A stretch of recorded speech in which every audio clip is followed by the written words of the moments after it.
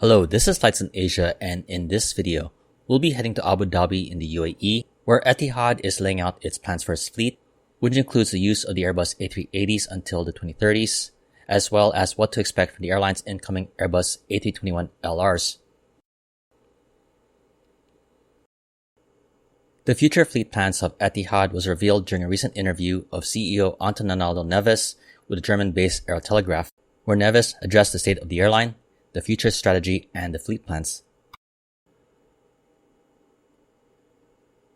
A focal point of Etihad's focus will be in the regional flights, with a main focus on flights within a 4-hour flight time from Abu Dhabi to destinations such as India, the Middle East, Pakistan, and Southeast Asia. Neves pointed out that instead of trying to compete with the two big Gulf carriers, Etihad will take the approach of offering 4 flights a day to most destinations in that area. Regarding long-haul operations, Neves stated that the airline aims to operate double daily flights to destinations in Europe, the US East Coast, and Southeast Asia. Compared to Etihad's bigger rivals in the Middle East, the airline is lacking on flights to the US West Coast and other places such as in South America and Africa. When asked about this and whether the airline would expand its long-haul network, Neves answered saying, quote, "Slowly, very slowly. We have to be very selective in the ultra-long-haul business, because if you fly to LA, you need to deploy 2 planes. With 2 planes, we can go double daily to other places like Madrid, Barcelona, and Lisbon.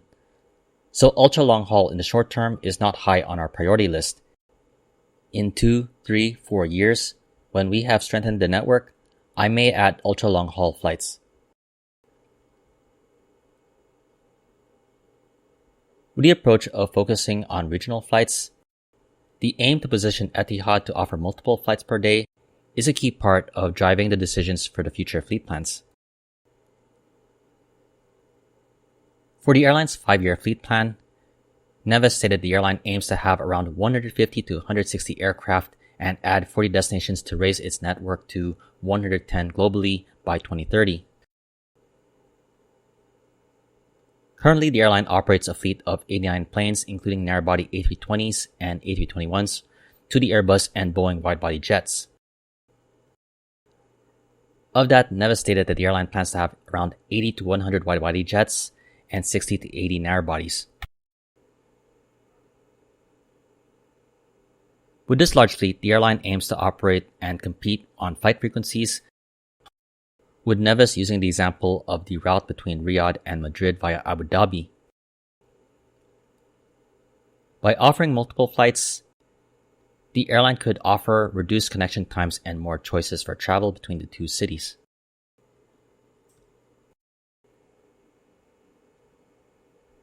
Regarding the narrow-body fleet, the airline is expecting to take on around 30 to 40 A321LRs.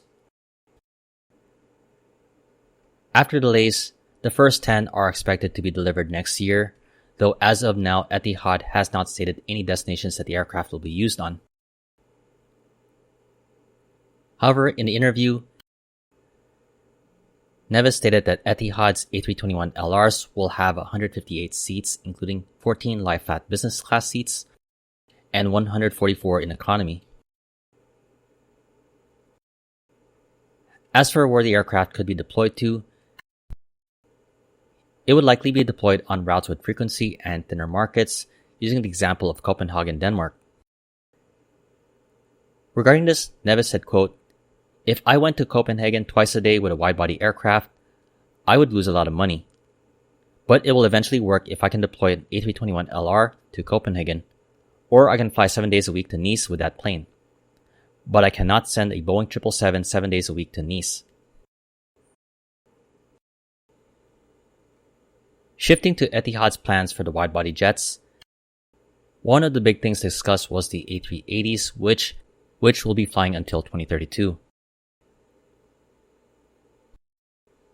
When asked how long the A380s would be kept flying, Neves replied, saying, quote, "For as long as they can. They will be flying at least until 2032. But the question I asked my team is, how much longer are they able to fly?" I need to see the numbers first in order to be able to decide on that. And of course, it all depends on market conditions. The good thing is, Etihad has a very strong balance sheet. 65% of our planes are owned. So if the market conditions change and deteriorate, we can always park planes without incurring leasing costs.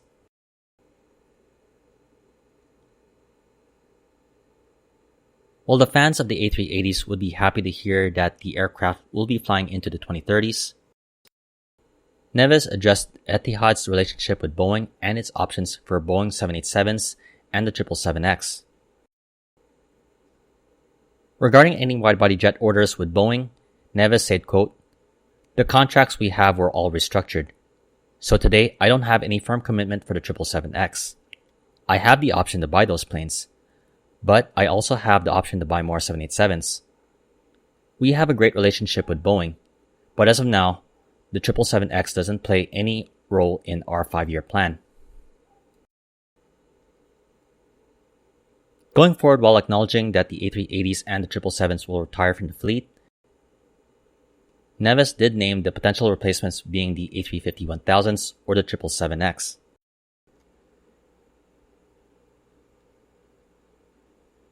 For Neves and Etihad, these moves are following the restructuring within the last few years that the airline has undertaken.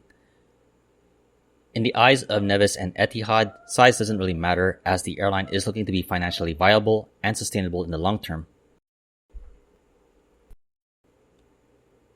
To do so, Etihad plans to maintain a flexibility of its fleet with a mix of widebody and narrowbody aircraft to meet market demands.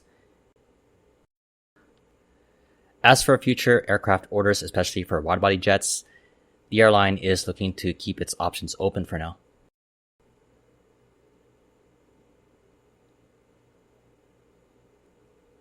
That's all for now. I definitely hope you enjoyed this video.